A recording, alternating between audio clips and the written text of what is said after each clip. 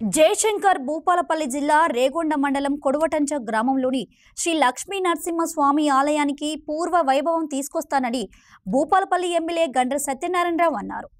రేగొండ మండలంలోని శ్రీ కొడవటంచ లక్ష్మీ నరసింహస్వామి దేవస్థానాన్ని ఎమ్మెల్యే గండ్ర సత్యనారాయణరావు శనివారం సందర్శించారు. ఈ సందర్భంగా ఆలయ అర్చకులు ఎమ్మెల్యేకు ఘన స్వాగతం పలికారు. అనంతరం ఆలయంలో ప్రత్యేక పూజలు నిర్వహించారు. ఈ సందర్భంగా ఆలయ పరిసరాల్లో నాయకులతో కలిసి మీడియా సమావేశం ఏర్పాటు చేసి మాట్లాడారు.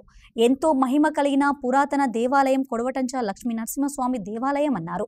ఈ ఆలయానికి కాంగ్రెస్ పార్టీ హయాంలోనే పూర్వ వైభవం తీసుకొస్తామన్నారు. అందుకోసం ఆలయ అభివృద్ధికి ప్రభుత్వం 12,15,00,000 నిధులు మంజూరు చేసిందన్నారు. దీంతో ఆలయ పరిసరాలన్నీ అభివృద్ధి చెందడమే కాకుండా కొడవటంచకు నలుమూలాల నుండి ఉన్న రహదారులను త్వరలోనే విస్తరణ చేస్తామన్నారు. ఈ కార్యక్రమంలో వీరి వెంట కాంగ్రెస్ నాయకులు పాల్గొన్నారు. కొడవటంచ లక్ష్మీ నరసింహస్వామి దేవాలయం ఈ ప్రాంతంలో ఆరాధ్య దైవమైనటువంటి ఈ ప్రాంత ప్రజల దేవుడు నరసింహస్వామి.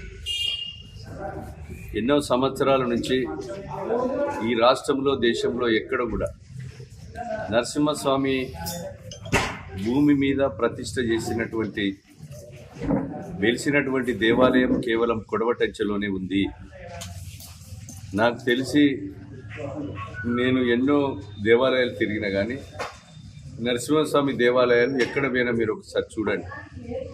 బోర్డు మీద గుట్టల మీద వెలిసినటువంటి నరసింహస్వామి, దీనికి ఒక చరిత్ర ఉంది. గోపురము అర్ధమండపం కొరకు 3,77,00,000, అద్దాల మండపానికి 5 లక్షలు, అల్వార్ నిలయానికి 11 లక్షలు, పాకశాలకు 7.5 లక్షలు, అన్నదాత సత్రానికి 40 లక్షలు, లైన్ ఏర్పాటు సుమారు 30 లక్షలు, క్యూ లైన్ దేవాలయం అండర్ డ్రైనేజ్ కొరకు 15 లక్షలు, అదేవిధంగా 50 ఏదైతే భక్తుల కొరకు వసతి గదులు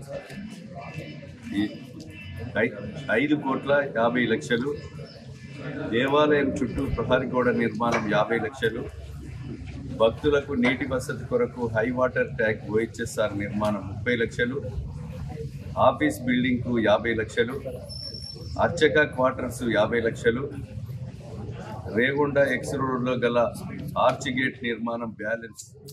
సంవత్సరం లోపు ఒక పట్టుదలతో, మంచి క్వాలిటీతో, మంచి నైపుణ్యత కలిగినటువంటి వ్యక్తులను తీసుకొచ్చి